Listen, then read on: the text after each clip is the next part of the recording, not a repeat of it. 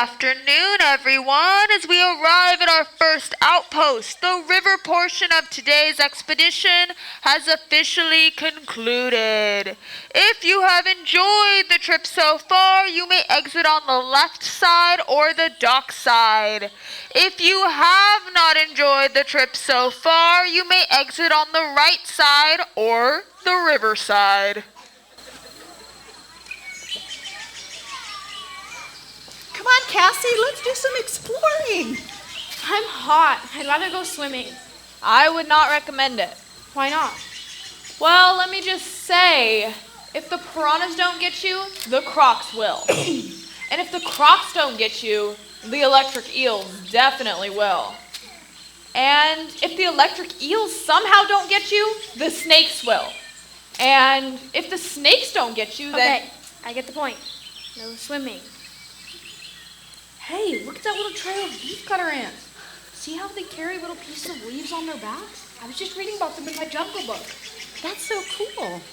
Cassie, come take a look. Nah, I hate bugs, remember? And what's really amazing is that they are one of the strongest bugs on the planet.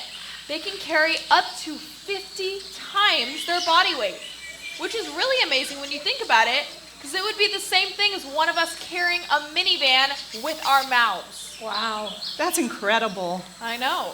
Hey, do you think we'll see any Hercules beetles on this trip? Oh, I don't even doubt it. The jungle is crawling with them. Get it? Hardy, hard. So what's a Hercules beetle? It's a big, giant bug with a nasty claw on the front. Well, it's actually a horn if you want to get technical about it. Well, how big is it? Oh, it is huge. It is one of the biggest bugs in the jungle, which is saying something considering we're in a place with spiders as big as dinner plates. What? Yeah, they even made a movie about it. Did you know that, Cassie?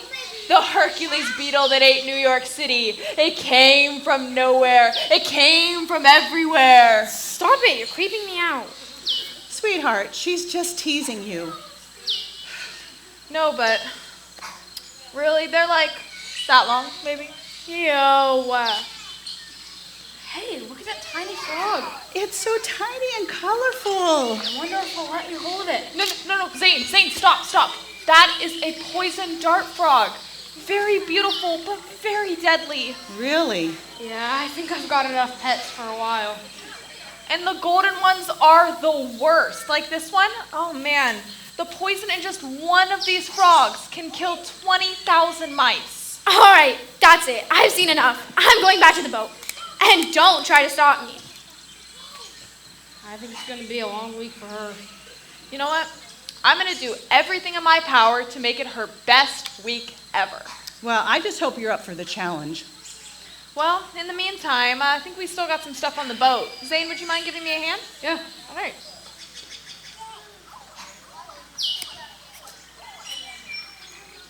Hello?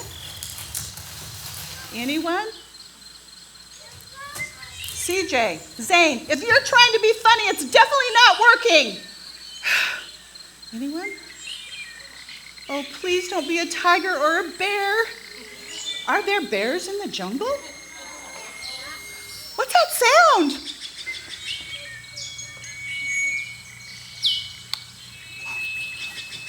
Ruth.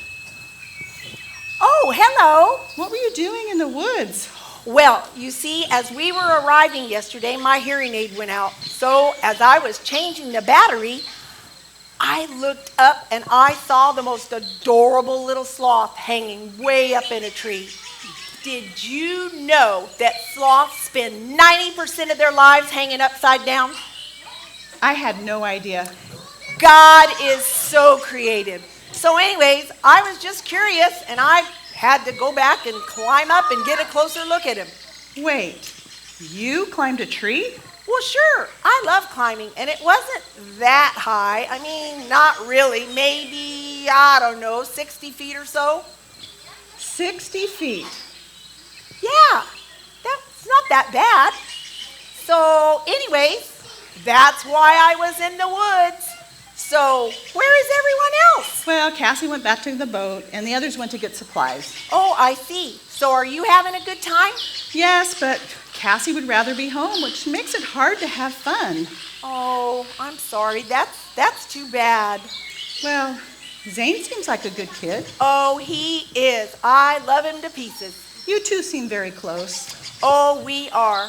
You know, ever since my husband passed away, he and Zane had such a special relationship. So I'm just trying to fill in the empty space as much as I can. That's awesome. You're a great grandma.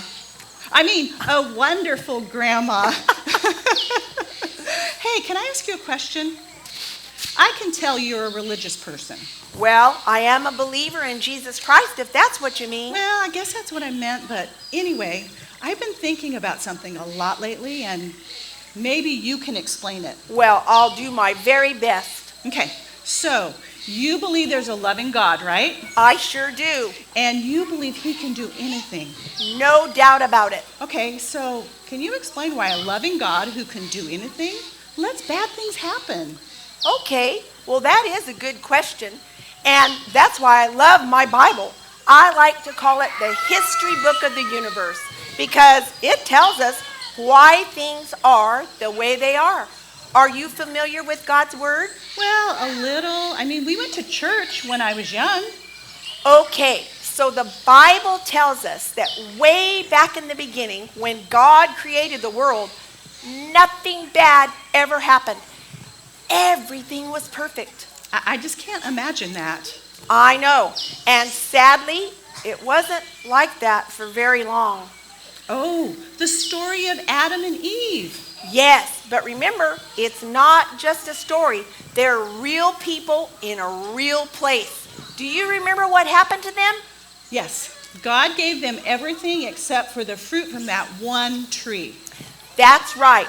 And he warned them not to eat it, and he told them what would happen if they did. Then along came the serpent, lied to Eve, and they chose to believe the serpent rather than God, and they ate that fruit. So how does that explain why bad things happen now? Well, you see, when Adam and Eve disobeyed God, things changed immediately. It affected everyone and everything. Sin and death entered the world like a curse. So you see, that's why it got that way. So we've been living under a curse this whole time? Yes, but the good news is it won't always be that way.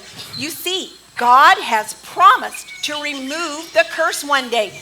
We just don't know when. Could be soon, though. Oh, look, they're back. Is Cassie with you? Yes, I'm here. Oh, Unfortunately, it's so nice to see you helping. it wasn't least. my idea. That's not true. Yes, it is. Sorry. Ow. Here. Maybe let's put this down, shall Hey. we? The fishing poles. It's not my fault. You made me carry it.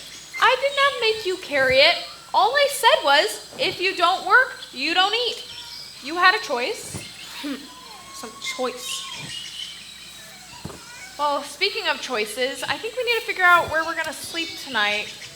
You know, there's our outpost here will fit, I think all of us. But then there's a treehouse down the path that'll only sleep 4 people. So it's up to you guys. Oh, we'll take the treehouse. Really? It's pretty high. Yeah, that's okay. I don't mind heights at all. I'll take that. And you have to climb a ladder to get there. Oh, I hope so. That's the best part. Well, I mean, if you say so, but I mean, I fell off a 30-foot ladder once. Oh no, were you okay? Yeah, I mean, I was only on the bottom rung when it happened, but still. You don't have to worry about Graham. She'll be just fine. Yep, come on. All right, but you two fall and break your legs. Don't come running back to me. Oh, we won't. I warned you. So, what about you two?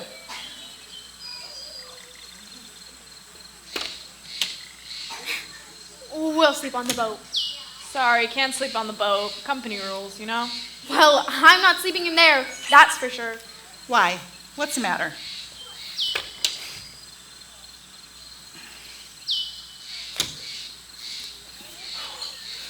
We'll take the treehouse. Come on, guys. It can't be that bad. Ugh. Yeah. Sorry, treehouse is full. All right, fine. You guys take the treehouse. I'll stay here, get situated, get dinner started, and, sleep in the outpost. What's on the menu? Better not be fish, that's all I can say. Oh, please. There will not be any fish on the menu as long as I am skipper, because the last time, you're going to love this, the last time I was at a seafood restaurant, I slipped and pulled a mussel, and it made me really crabby. Wow, that is really shellfish of you. Mom, don't encourage her. Oh,